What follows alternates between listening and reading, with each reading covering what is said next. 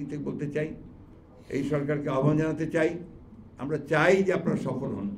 প্রথম দিনই আমরা বলেছি যে এই সরকারের সাফল্য মানে আমাদের সাফল্য, এই সরকারের সাফল্য মানে জনগণের সাফল্য, এই সরকারের সাফল্য মানে এই গণ অভ্যুত্থানের সাফল্য।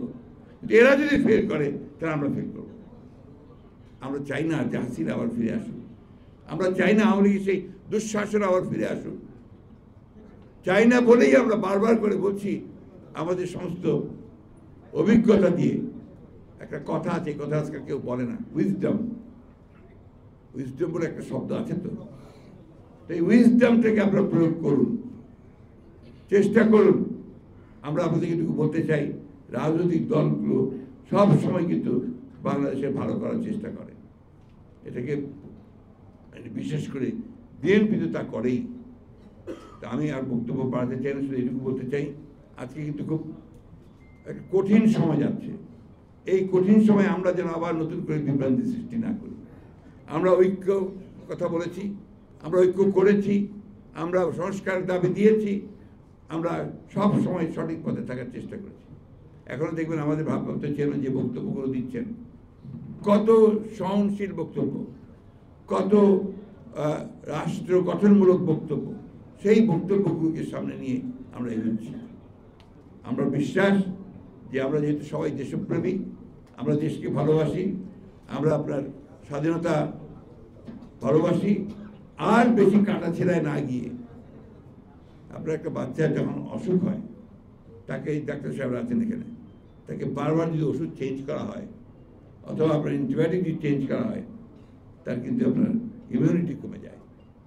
আজকে বাংলাদেশের অবস্থা হচ্ছে এরকম, এই ইমিউনিটি গেছে কমে। কখন আসছে আপনার বাকশাল, তারপরে আপনার গণতন্ত্রের কিছুদিন আসলো, আবার আসলো নতুন চিন্তা ভাবনা, নতুন পরিবর্তন, এত চিন্তা ভাবনা কাটাকাটি। আপনারা দেখেন না, এই যে মাধ্যমিক শিক্ষা ব্যবস্থা কতবার যে পরিবর্তন হয়েছে। এখন পরিবর্তন হতে হতে এমন হচ্ছে বাংলাদেশের শিক্ষার মান এখন সম্ভ্রম নিম্নে। এই যে আমাদের সমস্ত এখানে অত্যন্ত চৌকস ছাত্ররা আছেন, যারা ছাত্র জীবনে সবচেয়ে ভালো রেজাল্ট করেছেন, শিক্ষকতা করছেন, কেউ বড় বড় জায়গায় চলে গেছেন, আপনারা আছেন সবাই। এত নিচে মান বোধহয় কখনো ছিল না, এখন যে মান হয়েছে শিক্ষার। কেন? আমাদের এটাই আমাদের সাফল্য। এই সাফল্য আমরা করলাম 53 বছর পরে।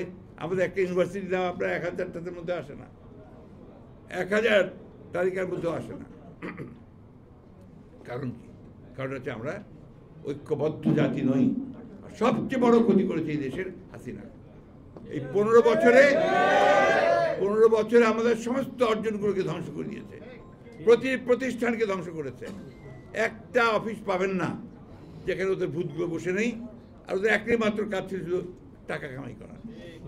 একটাই কাজ, কেমনে আপনার চুরি করবে, কেমন করে দেশের স্টেকার থেকে টাকা বের করে নিয়ে যাবে, মেগা প্রজেক্ট, অমুক প্রজেক্ট, ছোট প্রজেক্ট, বড় প্রজেক্ট, একটাই ধান্দা যে টাকা। সরি, আমি আপনার একদম সাধারণ কথা বলছি আর কি। এটা যেন রিপিট না হয়, আমরা যেন এদের হাত থেকে রক্ষা পাই, তাই আমাদের এখন যেটা প্রয়োজন সেটা হচ্ছে একেবারে ইস্পাত কঠিন ঐক্য। যে ঐক্য দিয়ে আমরা আপনার এই অসাধ্য সাধন করেছি, ছেলেরা আমাদেরকে সঙ্গে আমরা বৃত্তি আমরা তৈরি করেছি, সেইখানে কিন্তু আপনার আমাদের এক থাকতে হবে। তো আমি আপনাদের এই ধরনের পেশাজীবীদের যে আপনার যেগুলো আলোচনা সভা হবে, এগুলো আরও ভালো জায়গায়, আরও ভালোভাবে।